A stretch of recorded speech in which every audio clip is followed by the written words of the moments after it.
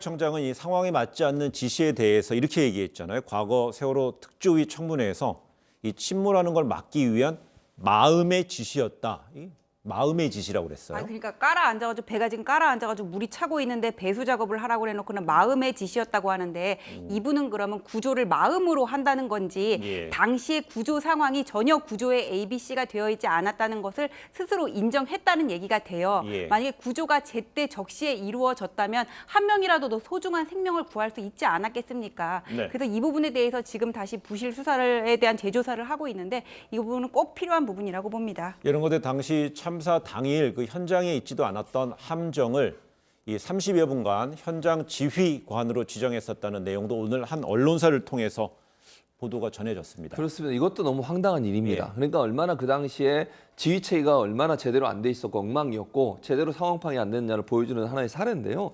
1508호입니다. 1508함이라는 곳에다가 예. 현장 지휘관 명령을 내립니다. 현장 지휘관이라고 하는 것은 그 현장에 있으면서 다른 해경 관련 배들이나 아니면 헬기를 어떤 방식으로 운영할지를 통제하고 지시해야 되는 작업이에요. 예. 가장 중요합니다.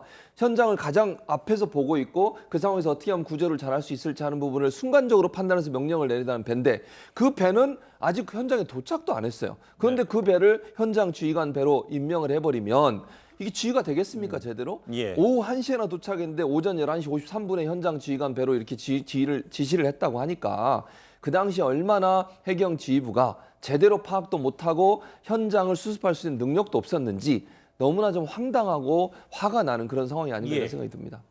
그러니까 지금 이렇게 막 잘못된 지시가 내려가고 현장에 있지도 않은 그 함정이 OSC로 지정이 됐다고 하는데 예. 지금 이렇게 상황 파악이 안 되고 허둥지둥했다는 거는 지금 뭐가 더 중요한지도 모르고 장관실, 총리실에서 걸려오는 전화로 몇 명 구조됐는지 보고를 하고 장관 있으니까는 액션이라도 하기 바라면 이런 명령 수행하느라고 지금 예. 그랬다는 거잖아요.